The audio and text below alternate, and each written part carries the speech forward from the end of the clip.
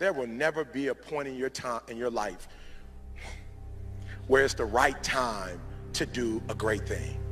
If you're waiting for that perfect moment, that perfect timing, it's not going to happen. You know what you have to do? You have to create the perfect time and the perfect opportunity and the perfect situation. So that a lot of people become comfortable. They stop growing. They stop wanting anything. They become satisfied. People getting ready to go to jobs that they don't like. Jobs that are making them sick. You see, when you're not pursuing your goal, you are literally committing spiritual suicide. When you have some goal out here that you're stretching for and reaching for that takes you out of your comfort zone, you'll find out some talents and abilities you have that you didn't know you have. When the messenger of misery visits you, what are you going to do? What will keep you in the game? There are things that you think you'll never need to know, that you may only need to know one time in your life, but that could save your life because you had that knowledge. Unless you attempt to do something beyond that which you've already mastered, you will never grow. What is it that you looked at some point in time and you decided that you couldn't do it, that you talk yourself out of it?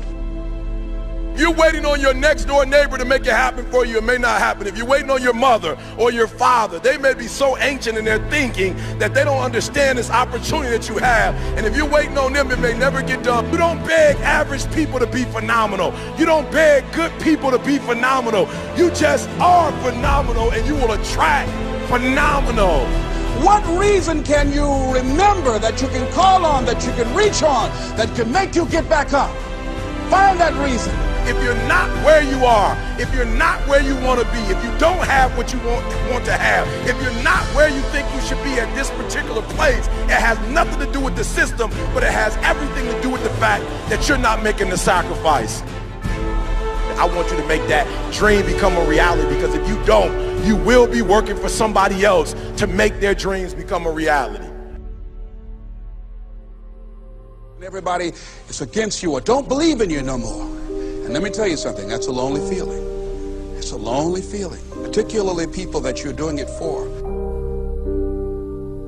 Most people take their greatness, take their ideas to the graveyard with them.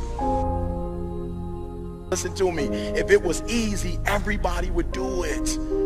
There are people right now who are working who don't want to work. There are people who hate their jobs, but they keep getting up to do it. The wealthiest place on the planet is the graveyard. Because in the graveyard we will find inventions that we never ever were exposed to. Ideas, dreams that never became reality. Hopes and aspirations that were never acted upon. Question is, what are you going to do with your time? What drives you? And greatness is a lot of small things done well. Day after day, workout after workout, obedience after obedience, day after day. When things don't work out for you, when things happen that you could not anticipate, what are the reasons that you can think of that can keep you strong? You will never ever be successful until you turn your pain into greatness, until you allow your pain to push you from where you are to push you to where you need to be. Stop running from your pain and embrace your pain. Your pain is going to be a part of your prize, a part of your product. I challenge you to push yourself. See, it's easy to be on the bottom. It doesn't take any effort to be a loser. It doesn't take any motivation, any drive in order to stay down there on a low level. But it calls on everything in you. You have to harness your will to say, I'm going to challenge myself. I mean that what you did last week don't count. Today is the only important day. There are 86,400 seconds in a day, and how you use those are critical. You got 86,400 today, and what you do today is going to cement who you are. Nobody's going to talk about what you did last week. That the biggest enemy you have to deal with is yourself.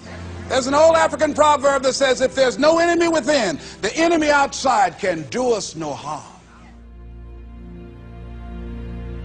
You you have this opportunity of a lifetime. It means absolutely nothing if you don't take advantage of it in the lifetime of this opportunity. I got a saying that when life knocks you down, try and land on your back, because if you can look up, you can get up.